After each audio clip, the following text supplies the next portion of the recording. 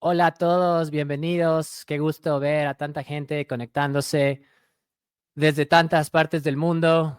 Mi nombre es Carlos Carrera, soy el fundador de Trace Sports and Entertainment y quiero darles a todos la bienvenida a nuestro primer live webinar, un espacio creado para conectar, para transformar y para compartir conocimiento real sobre la industria del deporte y el entretenimiento. Antes de comenzar, quiero contarles un poquito brevemente sobre quiénes somos, quién es Trace y por qué estamos aquí hoy. Pues Trace nació de una idea muy simple. La industria del deporte necesita más espacios de colaboración, de educación y de conexión. Somos una comunidad de personas apasionadas por el deporte que busca dejar una huella positiva, un Trace en la vida de las personas.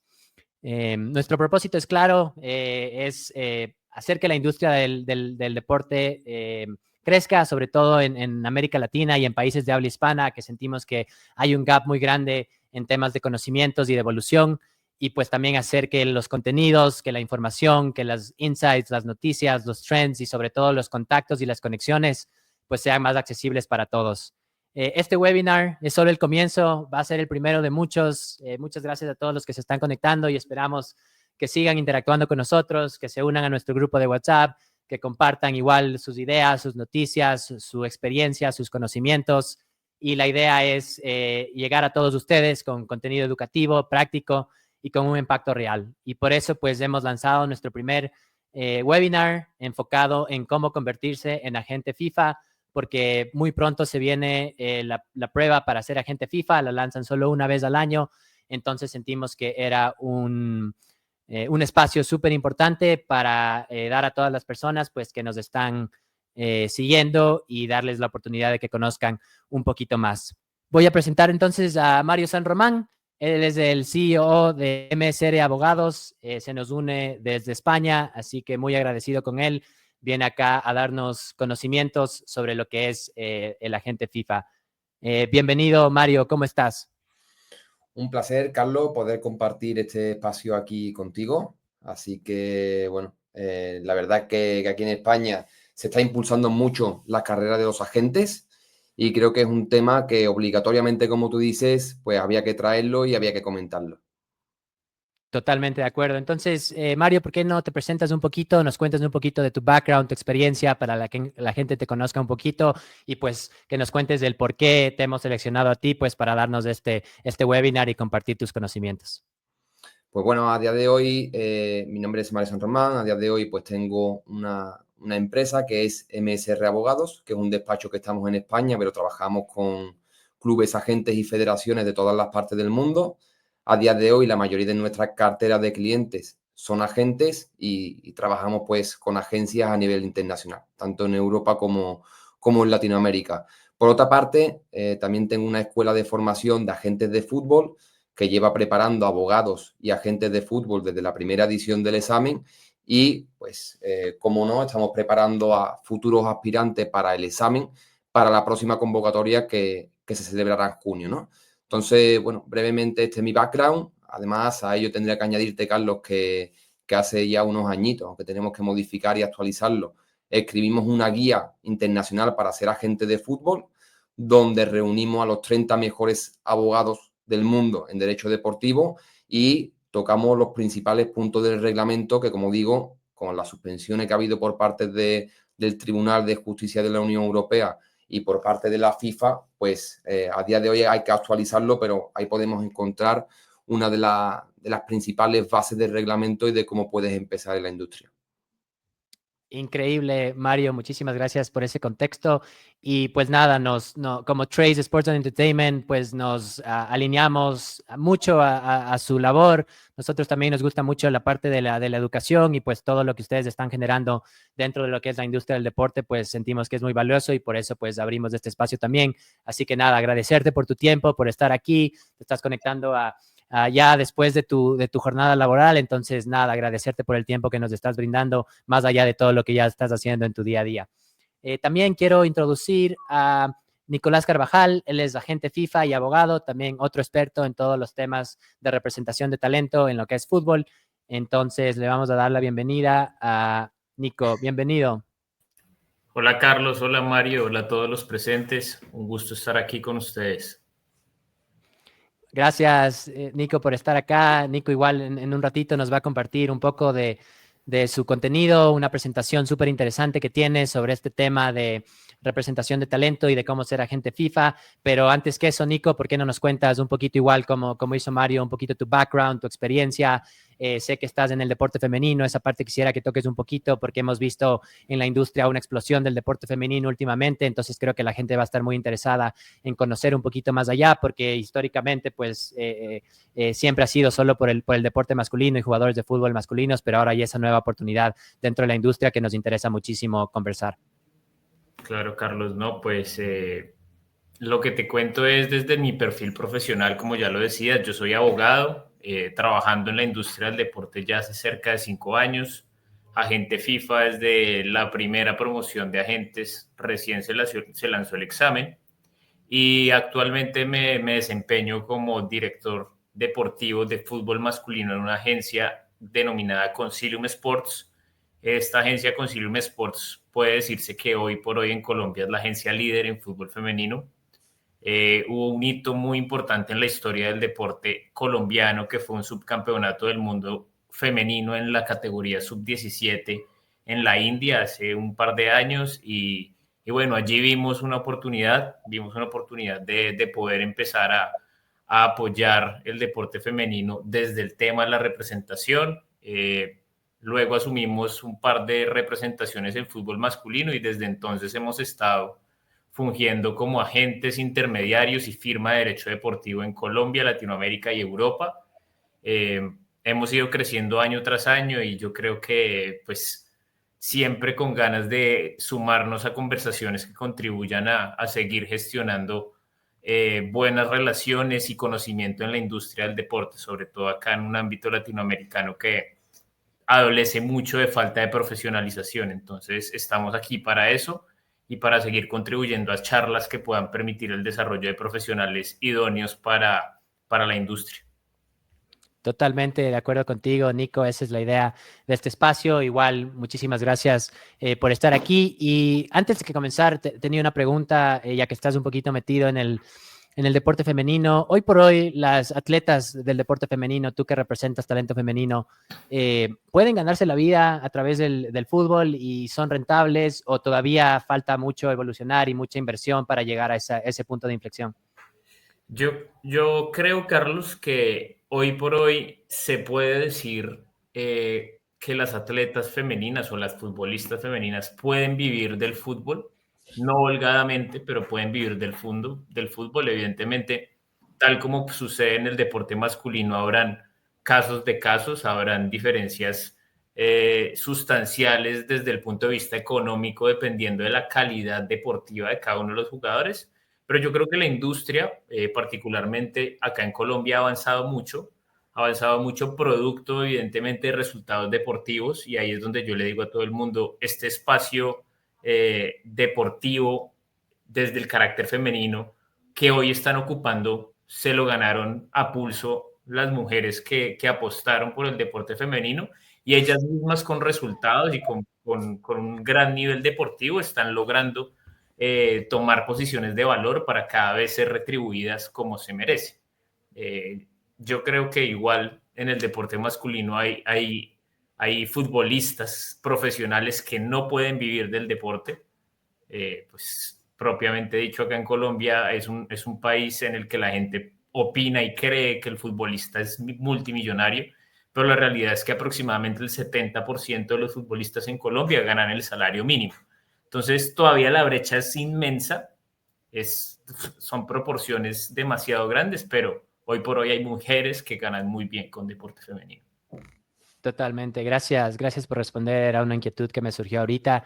Y hablando de la brecha, creo que la intención también de Tracy de abrir estos espacios es cerrar un poquito la brecha, pero de conocimientos que también existe en cuanto a lo que está pasando en otros mercados versus lo que está pasando hoy por hoy en el mercado latinoamericano. Entonces, más que nada, eso. Antes de ir a la presentación, Nico, que nos tienes preparada, quería preguntarles a los dos, ¿cómo nació esta idea de ser representantes del fútbol? ¿Fue porque les gusta el fútbol? Tal vez su papá era representante, o por dónde viene esta idea de de incursionar en el mundo de la representación de talento y sobre todo de ser agente FIFA. Empiezo contigo, Mario. Bueno, yo por mi parte, Carlos, yo no soy agente, ¿vale? Yo no soy agente de fútbol, no me dedico a ello. Yo siempre, bueno, he pensado que llevar las dos profesiones por delante, en mi caso, que me ocupan bastante tiempo, me resulta harto complicado llevarlas, ¿de acuerdo? Entonces siempre he tenido claro de que si algún día fuera agente, lo sería de una forma complementaria, es decir, para poder facilitar algunas transacciones o algunas operaciones de mis clientes, pero yo personalmente nunca ejercería la profesión al mismo tiempo de abogado, pero no porque no quiera, sino al fin y al cabo por una cuestión de tiempo, ¿no? Entonces, bueno, lo que sí te puedo decir, cuál es la opinión que tienen muchos alumnos, en este caso, y que yo veo en el día a día, y es, al fin y al cabo, que creo que de forma errónea se piensa de que vas a trabajar con tus ídolos en una primera instancia, cuando no es así, ¿no? El camino es bastante largo y después seguramente iremos tocando cuáles son los pasos a paso para llegar, pero creo que el camino es bastante largo y hay que ir paso a paso construyendo una carrera hasta que llegar pues al momento en el que finalmente pues representes a jugadores de primer nivel. Perfecto, gracias, Mario. Oye, y para ir de nuevo contigo, creo que normalmente se tiene se piensa de que se tiene que ser abogado para ser representante de talento. Pues, ¿puedes desmentir esto o qué piensas en ese sentido sobre la carrera que uno tiene que ejercer para ser un agente de jugadores de fútbol?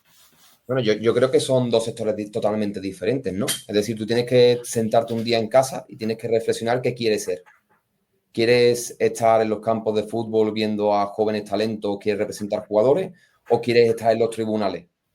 Yo creo que son dos sectores totalmente diferentes que si se estructura bien y al fin y al cabo se pueden compatibilizar, pero yo es una de las preguntas que siempre me hago. Yo me siento, digo, oye, yo de aquí a 5 años, ¿qué quiero hacer? ¿Quiero ser abogado o quiero ser agente?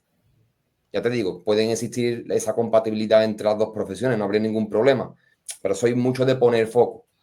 Entonces, creo que es una visión más de qué quieres ser y cuánto estás dispuesto a sacrificar, más que una cuestión de por qué comienzas o por qué lo haces, ¿no? Buenísimo, muchísimas gracias. Nico, voy contigo. Entonces, ahora cuéntanos desde tu perspectiva, desde tu historia, cómo incursionas en este negocio y pues cómo empiezas por estos lados de la representación de talento. Claro, Carlos. Bueno, desde mi perspectiva, yo creo que mi historia en cuanto a eso es muy cliché, en el sentido de que siempre fui apasionada por el fútbol, siempre quise estar vinculado a la industria, jugué fútbol pequeño, jugué fútbol hasta categoría sub-20 y bueno, llega el momento en el que tus padres te dicen, bueno, fútbol lo tienes que estudiar. Finalmente yo no me sentía tan crack para seguir en el fútbol, entonces dije, bueno, vamos por el derecho, que también es una profesión que me apasiona muchísimo. Termino mi carrera y pues en ese punto de inflexión en por dónde empiezo a moverme, me surgió nuevamente las ganas de meterme en la industria deportiva. Al comienzo, como muchos que están conectados, me imagino, no sabía por dónde, empecé a buscar alternativas, empecé a ser curioso al respecto y encontré posibilidades en el mundo del derecho deportivo inicialmente, pues evidentemente por la afinidad de que ya era abogado, y por allí me empecé a desempeñar y digamos que al comienzo todo esto es cuestión de irse descubriendo e ir viendo para qué uno funciona y para qué no. Y la vida me fue, al comienzo no me importaba cómo entrar a la industria del deporte, yo estaba incluso dispuesto a ser entrenador, de hecho hice hasta un diplomado en entrenamiento deportivo, porque quería estar acá. Ya luego la vida y las afinidades y mis características y mis habilidades personales me terminaron decantando por ser agente. Entonces yo creo que muchas veces no es solo poner el foco y decir, yo quiero ser esto, sino ir viendo cómo te vas desarrollando y luego de eso, pues ya te pones las metas, como decía Mari. En mi caso personal, yo soy agente pues tiempo completo. Evidentemente, al ser abogado a veces salen ciertos negocios, pero yo puedo decir que cada vez soy más agente y cada vez soy menos abogado, lo que no significa que en todo el tiempo que esté desarrollando mi profesión, ambas cosas confluyan, porque si hay algo que es cierto es que la profesión que más tiene afinidad con con lo de ser agente FIFA es el derecho, es ser abogado. Pues por allí que el conocimiento de ciertas normas, de ciertas leyes te faciliten el trabajo, pero pues eso no es el todo. Acá, como ya lo vamos a ver posteriormente, hay que ser casi que multitasking, multitarea, multicarrera para desempeñar esta profesión y yo creo que ese termina siendo el éxito de los buenos agentes. Buenísimo, muchísimas gracias Nico por todo ese contexto y esa respuesta. Chicos, a los que están conectados, por favor, nos mandan sus preguntas a través del chat. Queremos que esto sea lo más participatorio posible y responder todas sus inquietudes. Entonces, si tienen, por favor, alguna pregunta, alguna consulta, lo que sea, pues nos avisan a través del chat, por favor. Ya se nos conectó al fin desde Colombia también, Santiago, bienvenido. Santiago fue la persona que me contactó a mí a través de nuestro grupo de WhatsApp en Trace Sports and Entertainment sobre una idea sobre hacer un webinar. Y pues nada, agradecerte, Santi, por toda la gestión, darte la bienvenida y agradecer también a Are You Legal y 2R Sports Partnership por esta pequeña alianza que hemos hecho para seguir generando impacto y seguir generando conocimiento dentro de la industria. Bienvenido. Hola Carlos, Mario, Nico, perdón por la tardanza. La verdad se me extendió un poquito una diligencia aquí judicial, como contaba Nico, yo también soy abogado y se me extendió un poquito aquí un tema judicial deportivo, entonces tomó un poquito más de la cuenta. Primero, de verdad, excusas con el panel, con Carlos, y pues aquí estamos. Nuevamente, gracias por el panel, súper interesante lo que he escuchado, y acá estamos con toda para responder las preguntas del panel y poder generar el valor y el apoyo que estás haciendo con tu comunidad, Charlie. Buenísimo, muchísimas gracias. Santi, ¿por qué no nos cuentas un poquito sobre tus proyectos? Aprovecha este espacio también y cuéntanos qué haces, qué es Are You Legal y 2R Sports Partnership, en qué parte del ecosistema están y un poquito su valor agregado que tienen ahí en la comunidad. Sí, claro que sí, Charlie. Yo soy socio fundador de 2 negocios en el mundo deportivo. Tengo una firma de abogados deportivos que se llama Are You Legal. Nosotros nos enfocamos en todo el tema de derecho deportivo, asesoramiento, consultorías y litigios en temas de derecho deportivo. Y también soy socio de 2R Sports Partnerships, que es una agencia de mercado deportivo especializada en patrocinios deportivos, en la cual nos enfocamos en realizar campañas de alto impacto, conectar marcas con atletas, atletas con marcas, marcas con clubes, con entidades y poder generar bastante impacto. Hemos tenido ya la oportunidad de trabajar en el mundo del deporte tanto con mis empresas como en lo personal hace más de 5 años. Entonces ya con bastante experiencia y sobre todo con la oportunidad aquí de ya haber trabajado y tener una gran amistad con estos 2 cracks que están acompañándonos como lo es Mario y Nico.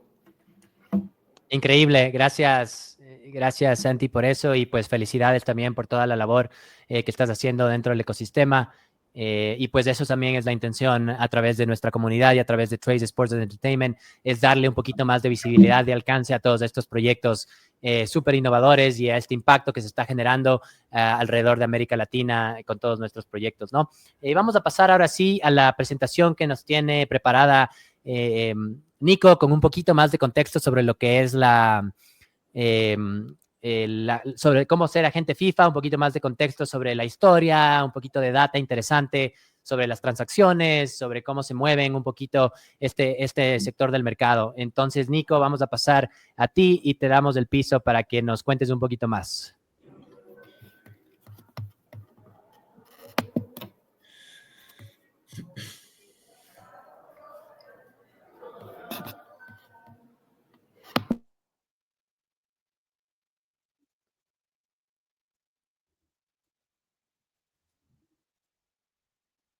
Estás en mute, creo, Nico. Hola, ¿me escuchan? Ahí sí. Ahí sí. Perfecto. Bueno, como bien lo decía Carlos, la intención es hacer un acercamiento rápido a lo que es la representación de futbolistas, en este caso teniendo la posibilidad de conversar con Mario, que está en Europa. Va a ser, yo creo que muy interesante poder compartir esas diferencias dentro del marco jurídico de los agentes entre Europa y Sudamérica, no solo desde una perspectiva legal, sino desde una perspectiva de industria, para que la gente que está conectada puede hacer un acercamiento lo más rápido pero certero posible de lo que es la industria hoy por hoy y cuánto dinero puede llegar a generar, porque pues como lo decía Carlos en la introducción, esto no es tan glamuroso muchas veces como la gente lo pinta, y la gente lo tiene que saber antes de ingresar a una profesión como esta.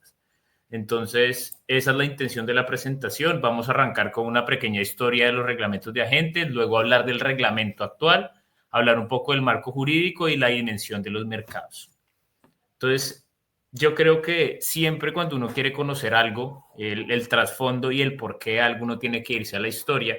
En este caso, la historia es la historia de los reglamentos de agente FIFA y vemos que desde el año 94, hace ya un poco más de 30 años, la FIFA ha tenido la intención de regular a los agentes con diferentes diferencias a lo largo de la historia, pero siempre ha sido la intención de la FIFA. Siempre ha querido intervenir en las reglas del juego entre agentes, jugadores, jugadores, clubes y evidentemente clubes, agentes, lo que pues nos deja hoy por hoy un recuento histórico de diferentes reglamentos que se han emitido con diferentes particularidades.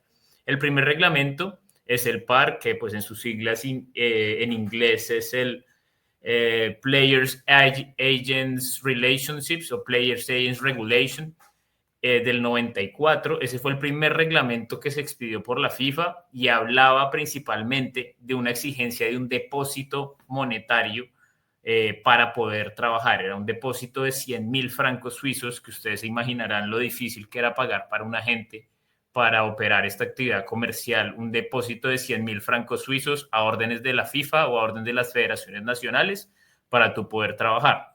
Yo les puedo decir, con el conocimiento del mercado, que es de 1.000 agentes que se desempeñan en esto, probablemente ni el 10% lleguen a comisiones de 100.000 francos suizos a lo largo de su carrera. Entonces, era una exigencia completamente excluyente para los agentes y casi que para cualquier persona que quisiera entrar en esto. Entonces, desde el punto de vista regulatorio, podemos decir que el que se dedicara a esto definitivamente tendría que ser una persona acaudalada para poder estar acá. Luego empezaron a hacer ese desarrollo, luego empezó a hablarse ya de un examen escrito, un poquito similar a lo que tenemos ahora. Ciertas preguntas, se le delegó a las federaciones nacionales hacer ese examen. Hoy por hoy tenemos una descentralización de ese examen. Ya nos contará Mario que pues, el examen, esta oportunidad va a ser virtual, pero pues empieza la FIFA a utilizar todo el ecosistema del fútbol para reglamentar a los agentes. En este caso, había una alternativa a ese depósito de 100.000 francos suizos, que era pagar una póliza de responsabilidad contractual por los posibles perjuicios que le pudieras ocasionar a tus clientes.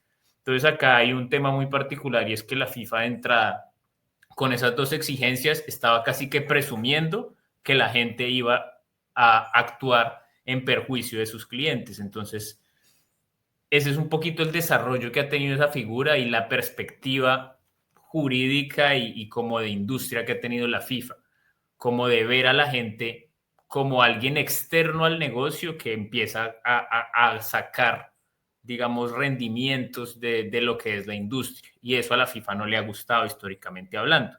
Luego de eso viene el PAR del 2008, que es un documento que se hace por presión de la Unión Europea. La Unión Europea, yo creo que hoy por hoy ha marcado muchísimo la historia en cuanto a términos de desarrollo de la figura de la gente, porque la figura de la gente, si nos vamos al contexto comercial y al contexto de los negocios normales, no termina siendo más que un mandato en el que yo le encargo a una persona la gestión de mis negocios para que esa persona gane una comisión por la consecución de los mismos. Entonces, por esa presión de la Unión Europea, se termina esa exigencia, esa póliza y del depósito, y empiezan a hablarse del término de intermediación y empiezan a ponerse ciertas trabas para los familiares y para los abogados en cuanto a términos de representación de los deportistas. Hoy por hoy eso se mantiene con ciertas particularidades, pero se empieza a desarrollar luego en el 2015. En el 2015 ya llegamos al reglamento de relaciones de intermediarios, que pues rigió por casi 10 años. Y ese reglamento de relaciones con intermediarios hablaba básicamente de unas pautas no de carácter taxativo o regulatorio propiamente dicho, sino de unas pautas más bien a modo de recomendación. Se hablaba de recomendación de comisión del 3%, no se exigía licencia, realmente había mucho conflicto entre normas nacionales y la FIFA, entonces lo que prefirió hacer la FIFA en este caso fue dar un paso al costado y ser completamente laxo para ver cómo se desarrollaba la actividad de los agentes. Y eso pues rigió hasta el año 2022, en donde ya surge el nuevo reglamento de la FIFA para agentes de fútbol, en el que ya tenemos una reglamentación completa de la actividad de los agentes, desde mi perspectiva, más completa de lo que debería ser, y pues que nos rige hoy en día y donde se empieza a hablar de un reglamento con una regulación completamente taxativa en la que se marcan diferentes pautas que yo creo que acá Mario me puede complementar muy bien, y es desarrollar absolutamente toda la actividad de la gente con reglas claras y reglas que se deben cumplir, so pena de no poder desarrollar esta actividad en el fútbol federado como lo exige la FIFA. Básicamente lo que tenemos hoy en día es fijar objetivos del reglamento, quién puede ser agente FIFA, cuánto vale el examen, cuánto vale la cuota de licencia, se exigen ciertos ítems de desarrollo profesional continuo. Hoy por hoy, si tú accedes a la licencia, y es algo que le digo a muchos agentes que no les gusta a veces estudiar, les digo, les va a tocar estudiar porque la FIFA exige, para que tú renueves tu licencia, cumplir con unos créditos en la plataforma de la FIFA. Entonces siento que hay algunas normas que hacen que esto sea una actividad profesional, y pues por mi parte me parece magnífico, porque esta actividad históricamente ha estado plagada por la informalidad. Antes era como, bueno, me gusta el fútbol, me voy a una cancha a ver chicos jóvenes, los ponía a firmar un documento y ya está. Hoy por hoy la FIFA tiene una serie de requerimientos muy puntuales que, desde mi punto de vista, hay unos que sobrepasan ya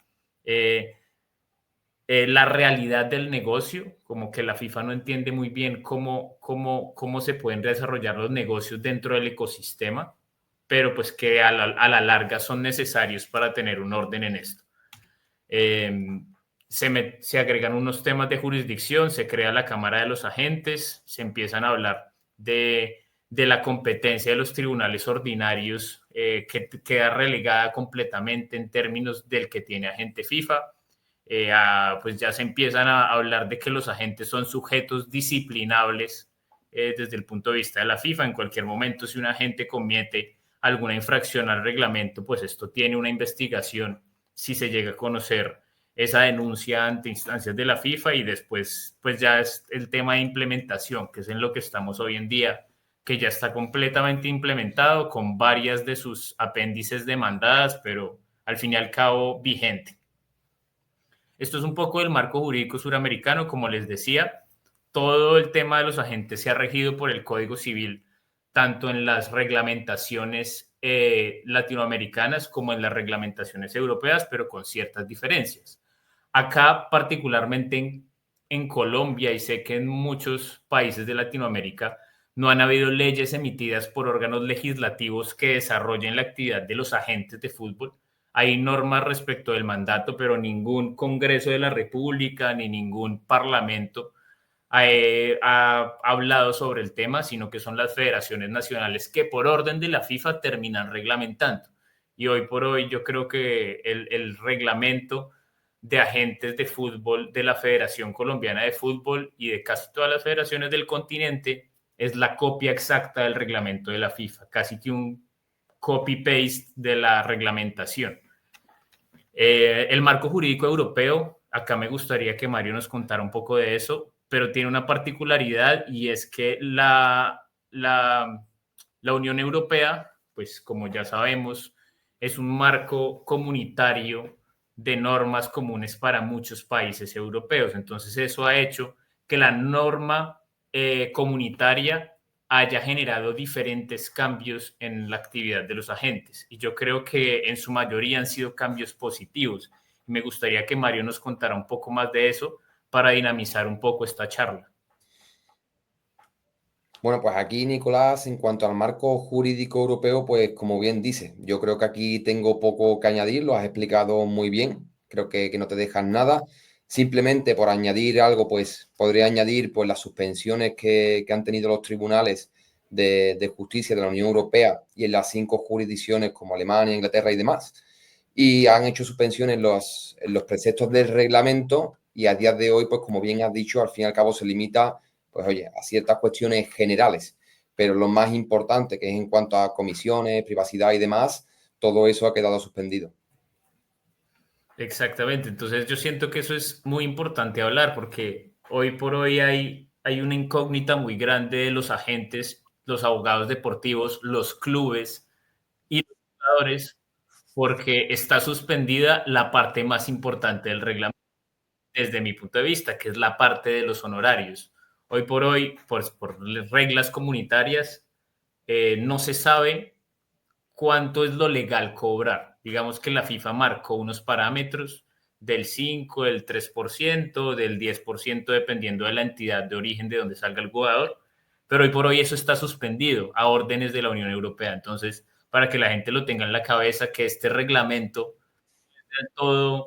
no es del todo firme como se pensaba en un principio, sino que ha tenido ciertas modificaciones, pues obviamente empujadas por una entidad tan grande como la Unión Europea, que pues un cúmulo de países grandísimos que están ejerciendo presión. Nico, tenemos, ahorita que estamos tocando en el marco jurídico, tenemos una pregunta de Alejandro que nos dice cuál sería la mejor forma de asociación o sociedad para clubes de fútbol que permiten mantener su funcionalidad financiera y comercial a largo plazo. Capaz ahí con tu experiencia como abogado puedes comentar un poquito más, Mario. Sí, claro, yo a ver, te comento. Al fin y al cabo, las sociedades son muy sencillas. O sea, perdón, las formas jurídicas son muy sencillas. Tienes dos, o una sociedad anónima deportiva o un club deportivo. Desde mi punto de vista, si tú, también tendríamos que localizar geográficamente de dónde estamos hablando. Si me preguntas en España cuál es la mejor figura en la que ha funcionado hasta el día de hoy, pues la mejor es la sociedad anónima deportiva. ¿Por qué?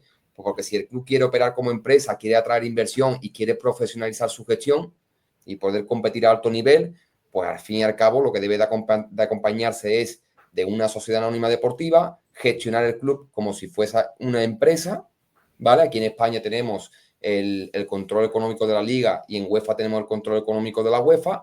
¿Por qué? Pues porque venimos de una implementación de sociedades anónimas deportivas donde hemos visto de que al principio pues los clubes no podían gestionar las sociedades y estaban más en números rojos que en positivo. Entonces, ¿qué es lo que dice la liga y lo que hace Europa? Oye, vamos a hacer un control económico, entendemos que esta es la mejor figura para gestionar un club y a partir de aquí, oye, vamos a ver cuánto puedes gastar y cuánto puedes ingresar. Entonces, para dar respuesta a esta pregunta, sin ninguna duda, tengo claro de que la forma jurídica es la sociedad anónima deportiva si se quiere crecer, pero siempre acompañado de una buena gobernanza corporativa, un control de gastos y también, digamos, una estrategia de marca que sea sostenible a largo plazo. Increíble, Mario. Gracias por tu perspectiva. Nico, si le puedes aterrizar un poquito igual a la pregunta, tal vez le interesa a la gente un poquito más Sí. al mercado latinoamericano y pues Colombia en este caso. ¿Cómo responderías a esa pregunta? Sí, yo comparto completamente la visión de Mario de que casi en todos los casos la sociedad anónima deportiva es la forma societaria ideal para el desarrollo de la actividad deportiva desde el punto de vista del club, pero en los países latinoamericanos particularmente, la figura del club deportivo o de la asociación ha funcionado muy bien en ciertos países donde los hinchas genuinamente son dueños de sus clubes. Entonces hablo de países como Argentina, como Brasil. Bueno, Brasil ya está cambiando un poco ese modelo, pero en Argentina hablar de que hay un dueño de un club que está sentado y que usa el club digamos, como su negocio, allá no está muy bien visto porque la gente es tan apasionada que de verdad son dueños de su club. Entonces tú puedes ver pues equipos como River Plate, como Boca Juniors, que evidentemente los socios del club y los miembros del club son los dueños, fijan una junta directiva pues que tiene ciertas limitaciones desde el punto de vista estatutario del club, pero ellos confían en ese modelo de gestión. Incluso hace poco recuerdo muy bien que el presidente de Argentina, Javier Milei, habló de la obligatoriedad de hacer esa transición de los clubes deportivos al modelo de sociedad anónima deportiva y casi lo sacrifican en el obelisco. Y eso es precisamente porque a veces la respuesta no es tan blanco y negro, sino que hay que entender el contexto social. Finalmente el fútbol es un deporte que lo mueve la sociedad. Entonces va a depender muy del caso en concreto, pero si me dices cuál es la forma societaria que más funciona y que más genera dinero, definitivamente que Mario tiene la razón. Buenísimo, muchísimas gracias por las respuestas. Creo que Santi tenía algo que añadir. Sí, ahí yo comparto y difiero, porque yo siento que no hay ningún mecanismo que sea absolutamente garantizado el éxito.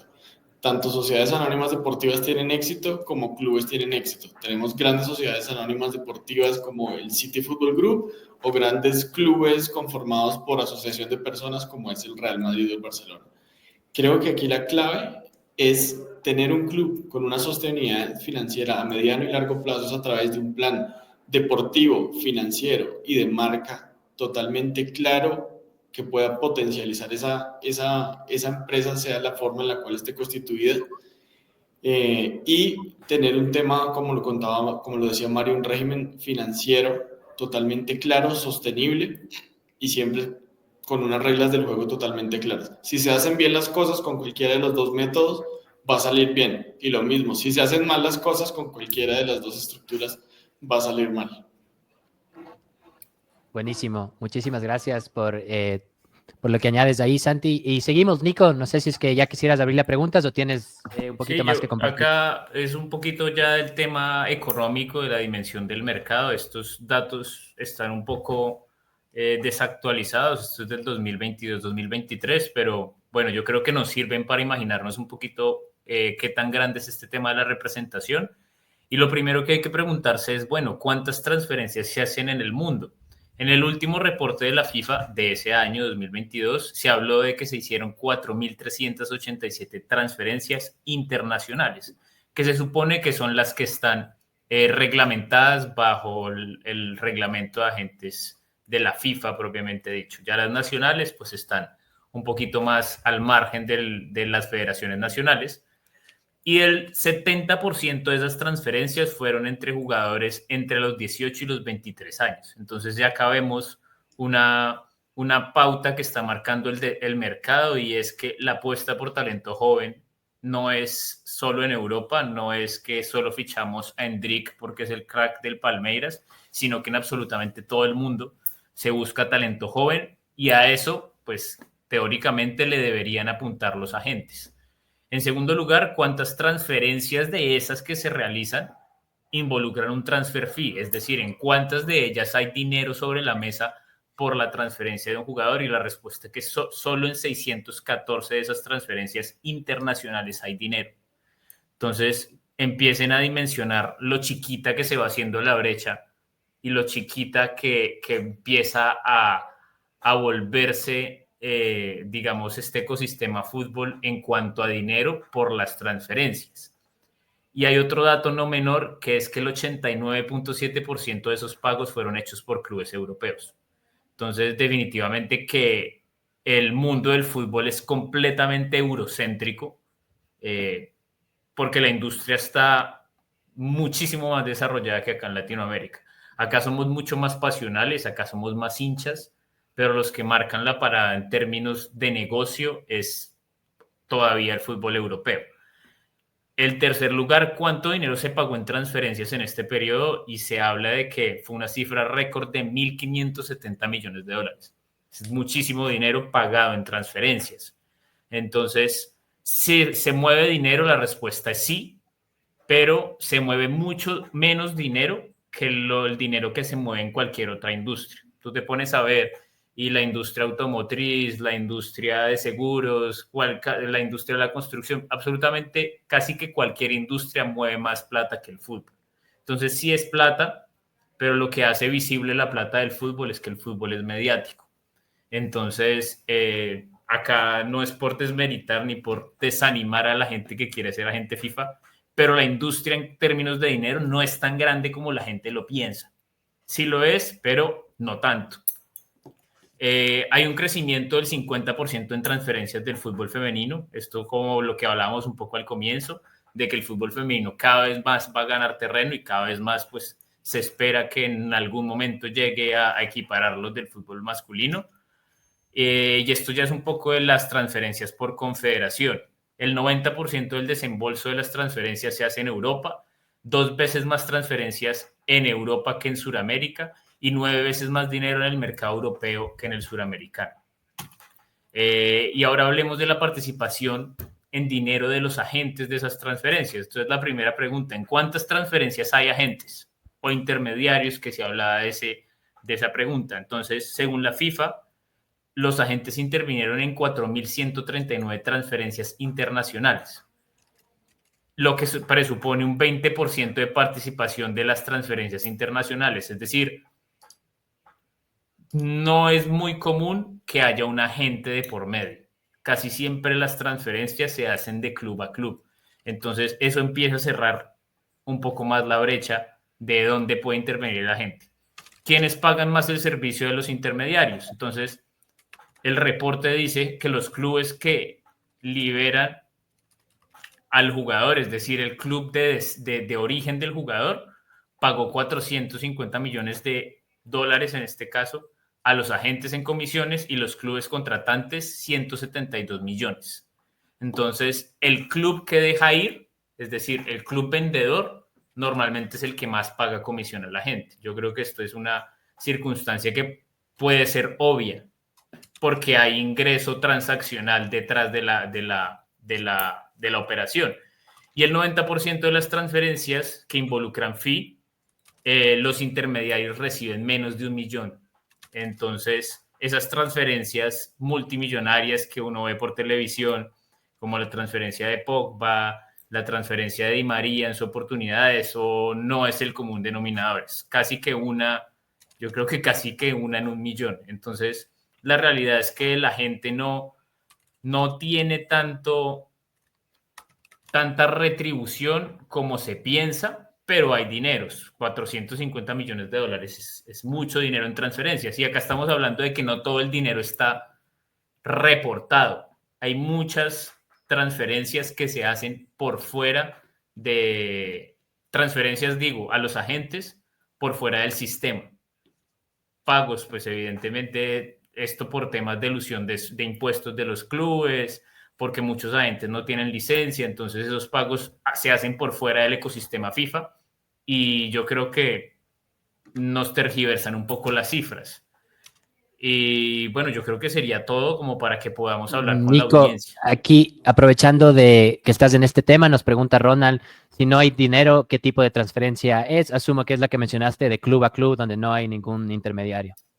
Exacto, puede ser una transferencia de un jugador libre, porque el término transferencia, y acá Mario también puede apoyar muchísimo, el término transferencia no se refiere a que haya dinero transaccionalmente hablando, sino del traslado de la inscripción de un jugador de un club a otro. Entonces, tiene mucho sentido. cuando se No habla sé de si transferencia... querías añadir algo ahí, Mario.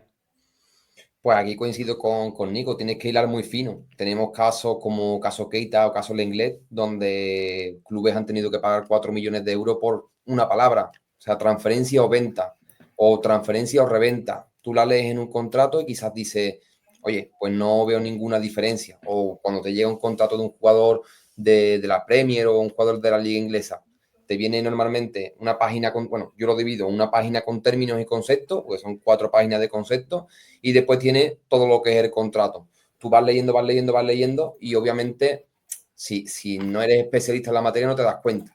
Pero después, como dice Nico, o sea, de una transferencia a una venta hay diferencia, y de una venta a una reventa también hay diferencia. Entonces, ahí pues es donde las habilidades del derecho, tal vez de ser abogado, pues sí impactan un poquito el día a día y la gestión dentro de lo que es las transferencias y la representación de talento, ¿no? Por supuesto, al fin y al cabo, yo siempre digo que porque yo siempre digo que la gente tiene una curva de aprendizaje, ¿no? Tiene esa primera fase donde vas a palmar pasta o vas a ganar poco dinerete, como yo digo. Después tienes esa segunda fase que si haces las cosas bien, puedes ir creciendo poco a poco, puedes tener un extra como complemento, hasta que algún día, con el largo plazo, si sigues haciendo las cosas bien y te apoyas de un abogado, pues si te sale una estrella y se quiere quedar contigo, o si no se quiere quedar y la retienes y puedes finalmente vivir de esto muy bien, pues se me ha ido el hilo de lo que estaba diciendo. ¿A qué venía esto? De lo del abogado, ¿no? La abogada, sí. Lo que venía a decir es que si estás apoyado de un abogado, pues al fin y al cabo, cuando vayas a revisar, yo creo que si estás en la segunda o tercera fase, tienes que tener un asesoramiento legal especializado y tienes que revisarte este tipo de contrato, porque una palabra, una frase, una cláusula puede determinar una salida, y una salida puede determinar pues miles y miles de euros. Claro. Bueno, seguimos con las preguntas. Chicos, por favor, si tienen más preguntas, nos siguen mandando. Alexander nos pregunta, ¿cuál es el papel más difícil de ser un agente FIFA? ¿Que es representar jugadores o trabajar detrás del fútbol? ¿Qué es mejor, representar jugadores o trabajar detrás del fútbol? No sé si quieres ir, Nico. Yo creo que el papel más difícil de ser un agente desde la perspectiva suramericana es la informalidad, tener que lidiar con tanta informalidad, porque para los agentes que hacen todo según el reglamento y con los que quieren hacer las cosas bien, hay una desventaja competitiva grandísima, primero en términos de lo que cobramos, pues porque si uno se ciña al reglamento, por lo menos a las directrices que establece la FIFA, uno cobra mucho menos que transferencias que yo he visto en las que les quitan el 50% del dinero a los jugadores. Lidiar con eso es muy difícil. Y segundo, lograr tener los contactos efectivos para hacer llegar tus jugadores hasta donde tienen que llegar. Yo creo que eso definitivamente es un trabajo de años, es un trabajo de demasiada confianza, y ahí, desde mi perspectiva, es donde los agentes que pues trabajan desde el punto de vista de la legitimidad a largo plazo generan mucho más rendimiento, pero iniciando, por ejemplo, pues a ver, yo todavía considero que estoy iniciando a pesar de que lleve 5 años, iniciando lo más difícil es eso, a la hora de ficharte un jugador y tú, bueno, ofrecerle una serie de servicios y decirle, mira, vas a estar acompañado, y que llegue una persona que muy probablemente ni siquiera ha terminado el bachillerato a decirle, no, te doy un carro para que firmes un contrato conmigo, eso es lo más difícil.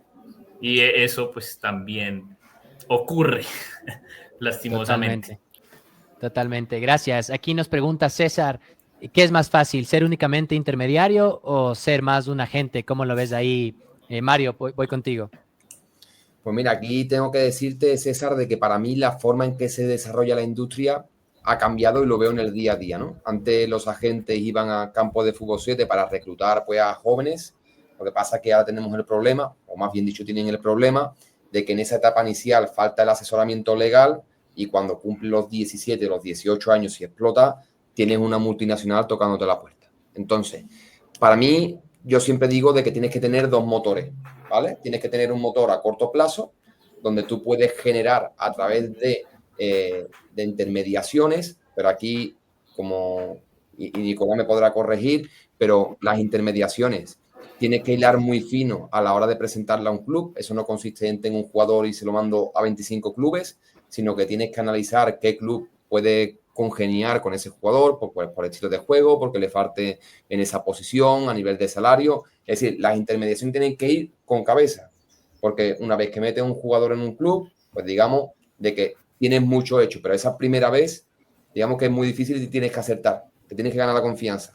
Y después, por otra parte, lo que veo en mis clientes es que tienen un motor a largo plazo. Es decir, aquí sí, con la captación de jóvenes talentos, donde poco a poco van creciendo y a través de un asesoramiento legal especializado pueden mantenerlo en su cartera de activos y digamos que lo pueden tener en un largo plazo por si explota a nivel nacional. Entonces, te diría, pues es un control entre los dos motores, depende de dónde vivas y cómo lo quieras plantear, pero yo haría un motor a corto plazo con intermediaciones a países exóticos. Digo países exóticos, pues me refiero aquí en Europa, como Chipre, Rumanía, o Polonia, donde se pagan bastante, o donde tienen un salario bastante alto en comparación con segunda o tercera ref en España.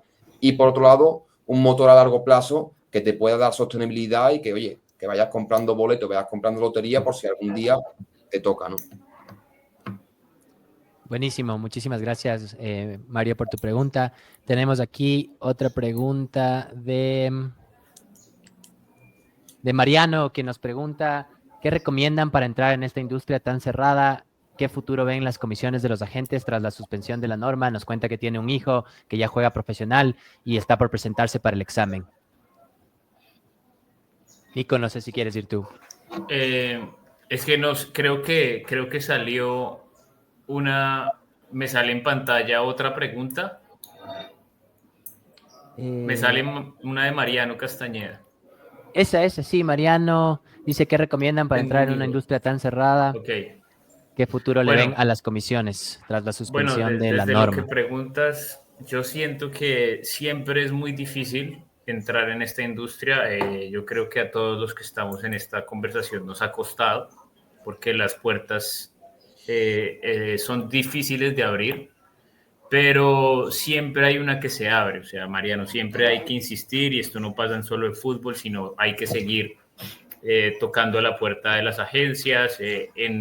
Dentro del caso particular de lo que se hace en nuestra agencia, uno pasa esos perfiles que llegan como a un proceso de scouting, porque no es fácil que sencillamente porque tú le digas a una agencia o a un club, no, es que mi hijo es muy bueno, te abran las puertas, porque acá pues, va a sonar también un poco cliché, pero todos los padres creen que su hijo es Messi o Cristiano Ronaldo.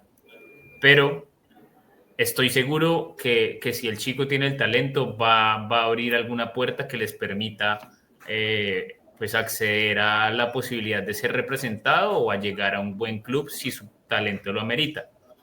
¿Y qué futuro ven para las comisiones de los agentes tras la suspensión de la norma?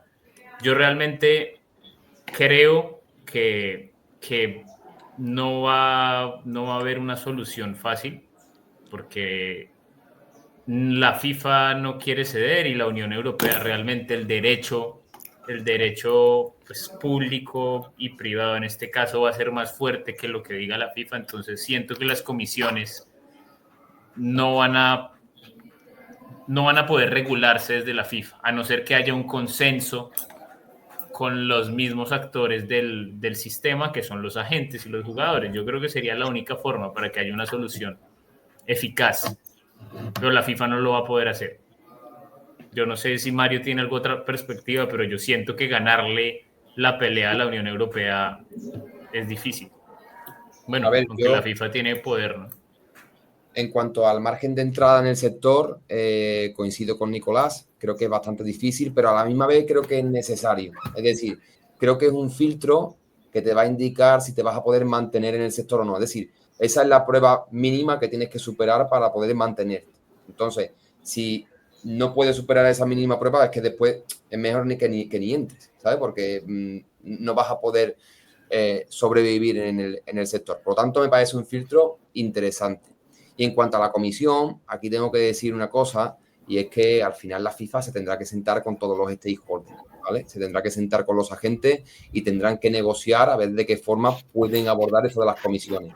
Si me preguntas a mí, pues yo te diría que una asociación civil privada suiza, que al fin y al cabo, pues a mí no me puede decir como abogado o a un agente le puede decir cuánto tiene que cobrar.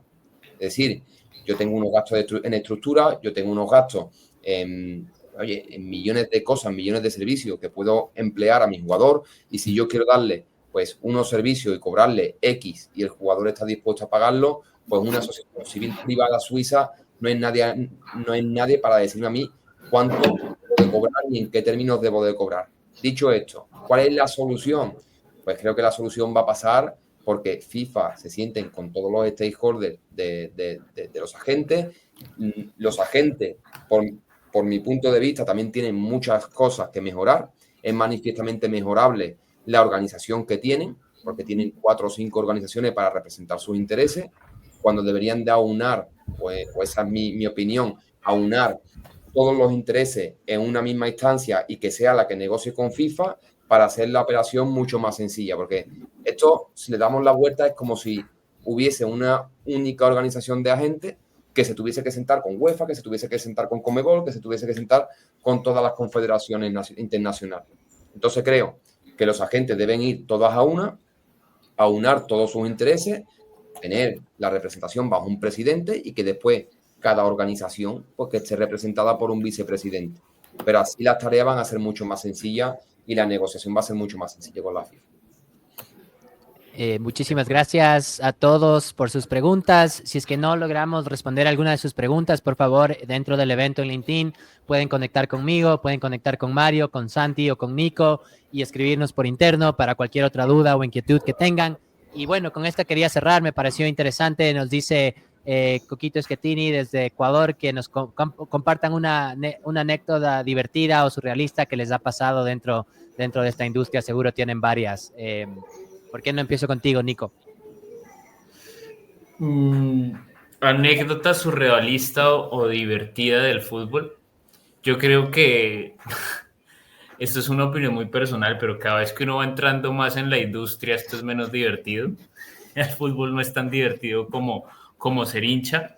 Esa es la realidad, pero pues un poco surrealista es un caso que me pasó en la última ventana de fichajes, que, bueno, yo creo que ejemplifica muy bien lo difícil que es esta actividad. Teníamos un contacto con un club europeo, con un club inglés que estaba interesado en buscar un talento joven de Latinoamérica, el talento joven de Latinoamérica, pues, de la liga colombiana. En su oportunidad, pues, teníamos el pedido del equipo inglés por un aliado francés y teníamos el contacto con sus agentes y con la gente que está detrás del jugador. Hicimos el enlace de una manera pues muy profesional, como siempre. Yo pienso que acá la confianza y estar legítimo desde el punto de vista de los documentos es fundamental. Firmaron los mandatos correspondientes para poder presentar el jugador, las autorizaciones con los porcentajes, demás. Interés muy fuerte de parte del club. Se pasaron esos documentos al club. Cuando días después nos llegó la notificación del club diciéndonos que había otra persona que había presentado el mismo jugador, casi que con el mismo mandato. Entonces, pues empezamos a averiguar qué fue, le pedimos al club que nos enviara. Obviamente eso, desde el punto de vista de credibilidad, se imaginarán lo fuerte que lo golpea a uno como agente. Y vimos que, y no sabemos cómo, que el mandato que nos habían dado a nosotros lo habían falsificado. Se habían puesto otros nombres, habían borrado todo, habían copiado y pegado la firma del jugador y su agente para presentarlo al mismo club. ¿Quién fue? Llega el momento en el que no sabemos qué hacer porque aparecen como intermediarios 3, 4 personas y parecen fantasmas porque ni siquiera dirección tienen reportada en la FIFA y no sabemos quién es. Entonces, Andrés, esa es una experiencia, yo creo que desagradable, pero también es el pan del día a día muchas veces, volviendo a lo primero que les decía del tema de la informalidad de mucha gente. Por más que uno haga las cosas bien, hay gente que se busca las maneras para hacer las cosas mal. ¿Qué terminó pasando? Pues que el club dijo, no, descartamos al jugador, que es esta falta de seriedad, y el único que perdió fue el jugador. Y nosotros que teníamos el contacto directo. Entonces, Dios mío, un mundo. Yo creo que no puedo generalizar porque hay muchos agentes que hacen las cosas muy bien, hay mucha gente muy prolija, hay mucha gente que de verdad se toma esto con la seriedad del caso. Es un negocio de confianza, es un negocio en el que pues el producto principal, no quiero sonar mal, pero el producto principal son personas. Entonces la gente no entiende que está jugando con los derechos laborales de las personas. Y yo creo que si hay agentes que tengan más eso en la cabeza, la industria de la representación va a avanzar, o si no va a seguir siendo mal vista por los clubes, mal vista por la FIFA y mal vista por todo el mundo que dice que los agentes solo están ahí para robarle plata a los jugadores. Lo que no comparto, pero es la realidad. Y bueno, creo que espacios como este también ayudan a eso, ¿no? A seguir profesionalizando y a seguir educando a la comunidad, pues para que sigamos elevando la industria, ¿no? Mario, no sé si nos quieres contar una anécdota y con eso ya cerramos. No sé si tienes algo que nos quieras contar. Claro. Te respondo primero una duda, Carlos, que creo que se quedó ahí, que es el tema de los idiomas. Es muy breve. El Sí, examen claro. se puede hacer en inglés, francés, español y en esta edición también se incluye el alemán, ¿vale? Para aquel que lo ha preguntado, pues oye, estos 4 idiomas son los que puedes utilizar. Y en cuanto Gracias. a anécdota, pues anécdota, yo recuerdo que fui a Burdeos, fui a Francia para firmar un acuerdo transaccional de un jugador y así rápidamente el club me insistía en ciertos temas de fiscalidad, de si era bruto, neto, esto, tal, pero a mí me interesaba dejarlo pasar, ¿no? No dejarlo ahí escrito en el contrato. Y cuando volví a España, como me favorecía, justo coincidió de que cambiaron la ley de fiscal. Y dije, joder, tío, ahora que tengo este contrato y tal, me desfavorece, o sea, va en mi contra. ¿Qué es lo que hice? Volví a tomar un avión allí y dije, no te vas a creer lo que está pensando. He hablado con el jugador y yo creo que va a ser mejor que incluyamos la cláusula que me estabas diciendo, porque le hemos dado vuelta, me he reunido con el agente tal, y creo que la mejor opción va a ser incluirlo y así no damos lugar a confusión. Y finalmente pudimos meterla, pudimos meter esa cláusula y firmar el acuerdo transaccional con esa cláusula de fiscalidad, pero que claro, que cuando te llegas a España y te das cuenta de que la ley cambia de un día para otro y que te desfavorece, se pasa mal, porque es lo que dice Nicolás, uno acepta esta profesión con las ventajas, vienen las responsabilidades, hay que agarrarse. Muchísimas gracias, Mario, por esa anécdota, qué chévere. Y bueno, hemos llegado al fin, chicos, muchísimas gracias a todos por haberse unido. Como les digo, si es que faltó alguna duda o tienen otra inquietud, conecten conmigo en LinkedIn, conecten con cualquiera de los asistentes a través del perfil del evento en LinkedIn, pues nos pueden encontrar ahí y mándenme a mí las preguntas, yo las puedo reenviar a Nico o a Mario o háganselas directo a ellos, que ellos están encantados de conectar y de abrir estos espacios de colaboración. De parte de Trace, les agradecemos un montón. No se olviden seguirnos en nuestras redes sociales en @trace.deporte y si es que quieren unirse a nuestra comunidad digital en WhatsApp, pues todos están invitados. Síganme en LinkedIn y les mando la información. Y nada, Santi nos va a dar unas palabras de cierre. Charlie, de verdad, muchas gracias. Primero que todo, felicitarte por lo que estás haciendo, de abrir estas oportunidades, creando una comunidad para las personas que no están en el día a día de este mundo deportivo, conectando con nuevas personas que ya tienen una gran trayectoria y generando entre sí esas sinergias que permiten crear esas oportunidades, que es por donde empezamos. Agradecer a Mario y a Nico, que desde cuando me contaste la idea de montar este webinar, siempre estuvieron muy atentos, muy dispuestos para apoyarnos. Mario desde España, con toda su experiencia, con toda la trayectoria que tenemos. Una gran persona, muy interesante. Mario tiene unos cursos que vende, incluyendo un curso para gente FIFA, que lo podrán consultar en su página web. Nico, gran abogado, ya llevamos mucho tiempo no solo en temas jurídicos, de hecho lo que menos hemos trabajado es en temas jurídicos, lo que más hemos trabajado son temas comerciales, en temas de la industria. Entonces, de verdad, muchas gracias, muy interesante, esperamos que haya sido muy útil para todas las personas poder entender un poco el mundo real de los agentes. No todo el mundo es Jorge Méndez, no todo el mundo es el fallecido Mino Raiola, pero aquí estamos, Nico, Mario, Charlie y yo para poderlos ayudar con todo lo que quieran para entrar a este mundo, con toda la disposición y como te repito, Charlie, una gran iniciativa que estás manejando al crear esta comunidad, estos espacios. Muchas gracias por tus palabras y nada, me acaba de enviar Mario que va a dar un descuento a la comunidad de Trace si es que les interesa alguno de sus cursos y quieres ser agente FIFA y quieres más información, quieres enterarte un poquito más, pues nos está dando un 30% a todos los miembros de la comunidad.